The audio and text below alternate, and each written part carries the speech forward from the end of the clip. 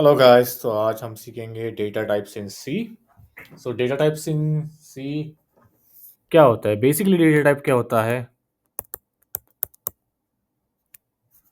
Data type उसे कहते हैं कि हमारे पास मान लो बहुत तरीके का डेटा होता है। कभी इंटीजर डेटा होता है, मतलब नंबर्स होते हैं, या फिर अल्फ़ाबेट्स होते हैं, या फिर कोई वर्ड्स होते हैं।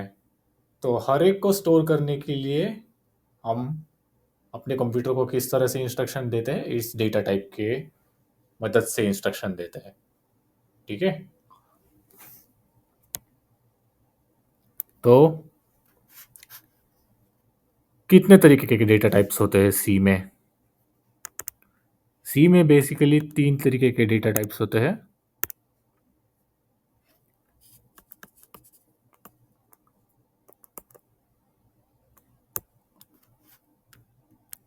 ये पहला वाला है प्रिमिटिव डेटा टाइप्स, फिर होते हैं डिराइव्ड डेटा टाइप, और लास्ट वाला है यूजर डिफाइंड डेटा टाइप।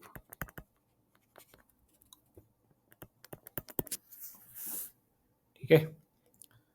तो आपको इस नाम से ही पता चल जाएगा कि प्रिमिटिव प्रिमिटिव क्या होता है। सबसे बेसिक डेटा टाइप होता है। डिराइव्ड डेटा टाइप, नाम से पता चल जा रहा होगा कि डिराइव्ड, कि किसी से डिराइव किए गए हैं। और यूज़र डिफाइंड डेटा टाइप ये होता है कि यूज़र को अगर अपने हिसाब से कोई अलग सा डेटा सेट बनाना है, या फिर ये दोनों मिलके प्रिमिटिव और डिराइव्ड डेटा टाइप, ये दोनों मिलके अगर कोई एक खुद का एक डेटा टाइप बनाना है, एक बॉक्स बनाना है, तो उसे कहते हैं यूज़र डिफाइंड डेटा टाइप। तो अब हम हर एक के टाइप्स देखेंगे। प्रिमिटिव डेटा टाइप्स कौन कौन से होता है? ऐसे सोच सकते हो कि प्रिमिटिव एकदम बेसिक, हम जब भी किसी से बात करते हैं या बोलते हैं तो हम कुछ नंबर्स बोलते हैं, कुछ वर्ड्स बोलते हैं, कभी अल्फ़ाबेट्स बोलते हैं, राइट? तो ये क्या हो गया है, एक बेसिक हो गया हमारा कॉन्वर्सेशन का हिस्सा। तो इसी तरह से हम किस बेसिस पे या फिर किस तरह से हम अपने कम्युनिकेशन को डिवाइड कर सकते हैं। हम किसी के साथ बोलते हैं तो कभी कभी हम क्या करते हैं, कैरेक्टर्स बोलते हैं, राइट? सिर्फ अल्फ़ाबेट्स बोलते हैं, अल्फ़ाबेट्स। तो उस अल्फ़ाबेट्स का इनपुट हमें अगर अपने कंप्यूटर को देना है तो हम किस हिसाब से देंगे? यूजिंग डेटा टाइप कैर। अभी कभी हम बोलते बोलते नंबर्स बोल जाते हैं, तो हम कंप्यूटर को कैसे बताएंगे कि ये हम जो डेटा दे रहे हैं ये नंबर है? उसके लिए हम यूज़ करते हैं इंटीजर डेटा टाइप। और स्पेशली इंटीजर में अगर कभी डेसिमल्स वैल्यू होता है, राइट, तो वो डेसिमल वैल्यूज़ हम कंप्यूटर को किस हिसाब से देंगे या फिर किस तरह से बताएंगे कि ये जो हम नंबर दे रहे हैं ये एक स्पेशल नंबर है, डेसिमल नंबर। उसके लिए हम यूज़ करते हैं फ्लोट डेटा टाइप। और आगे और दो डेटा टाइप्स है, डबल। डबल बेसिकली यही है कि हमारे फ्लोट को जितनी जगह हम कितने नंबर रिप्रेजेंट कर सकते हैं फ्लोट में, उससे ज़्यादा, उससे डबल नंबर हम रिप्रेजेंट करते हैं यूजिंग डबल डेटा टाइप। आगे चलते हैं, नेक्स्ट है डिराइव्ड डेटा टाइप। तो डिराइव्ड डेटा टाइप्स कौन कौन से है? अरे, पॉइंटर और फंक्शन। तो इसे डिराइव डेटा टाइप क्यों बोलते हैं? क्योंकि हाँ, ये किसी से डिराइव किए गए हैं। सिंपल नाम से पता चल जा रहा है, राइट? तो डिराइव किए गए मतलब क्या? बेसिकली ये प्रिमिटिव के मदद से बनाए गए हैं, या फिर इनकी डिपेंडेंसी है प्रिमिटिव के ऊपर, इसलिए इसे कहा जाता है डिराइव डेटा टाइप। अब ये किस हिसाब से? एरे क्या होता है? अगर हम कोई एक नंबर बोल दे, 1, या फिर इजी अंडरस्टैंडिंग के लिए हम एक नंबर बोल देते हैं 10, तो वो एक नंबर हो गया, बराबर। लेकिन अगर हमने 5 नंबर बोले 10, 20, 30, 40, 50, और अबे ये नंबर हमें इसी सीक्वेंस में कंप्यूटर को देने हैं, एक के बाद एक कंटिन्यूअसली देना है, तो अलग अलग इंटीजर या फिर अलग अलग नाम देंगे हम, राइट। तो इससे अच्छा हम क्या करते हैं, हम एक साथ ही दे देते हैं कंप्यूटर को ये नंबर्स। कैसे दे देते हैं? एरे के मदद से। एरे में हम, अगर हमको कंप्यूटर को एक 10 या फिर 5 नंबर, हमने जैसे बोला भी वैसे 5 नंबर देने हैं, तो हम ये एक साथ हमें नंबर देने हैं 10, 20, 30, 40, 50। अब ये नंबर हमें कंप्यूटर को इंस्ट्रक्शन देना है कि तुम भाई इसको एक साथ स्टोर कर लो, ये नंबर्स है, और कंटिन्यूअसली स्टोर करो एक जगह पर। ये है एरे ऑफ इंटीजर्स। ध्यान से सुनना, एरे इसे कहते हैं जो कंटिन्यूअसली डेटा स्टोर करता है एक ब्लॉक में।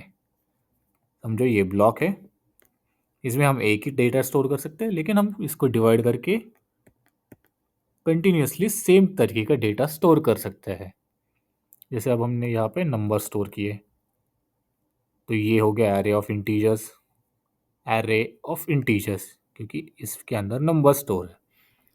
इसी तरह से अगर हमने इसमें कैरेक्टर स्टोर कर दिए,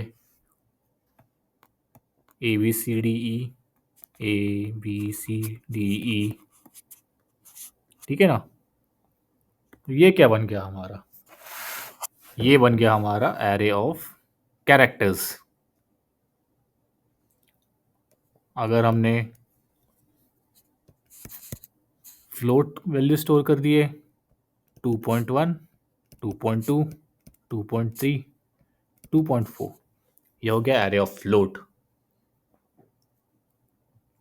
तो आपको अभी समझ आ गया होगा कि एरे क्या होता है और इसे डिराइव डेटा टाइप क्यों कहते हैं, क्योंकि ये डिराइव किया गया है या फिर बनाया गया है प्रिमिटिव डेटा टाइप के ऊपर।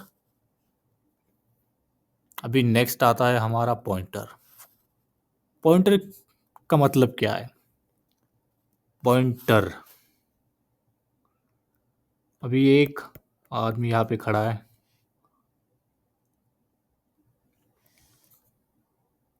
उसको पता है किसी दूसरे आदमी का घर, सही है, या फिर उसे पता है कोई दूसरा आदमी कौन है।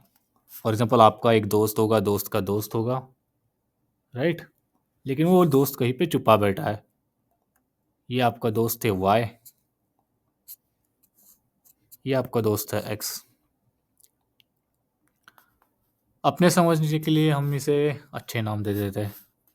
ये आपका दोस्त है, समझ लो रोहन, ये आपका दोस्त है मोहन। आपको मोहन को ढूंढना है, सही है, लेकिन मोहन कहाँ है ये आपको नहीं पता, वो पता है रोहन को। तो आप रोहन के पास जाते हो, रोहन आपको पॉइंट करेगा, ये देखो, ऐसे उंगली दिखाएगा, है ना, ऐसे उंगली दिखाएगा उसकी, ये देखो।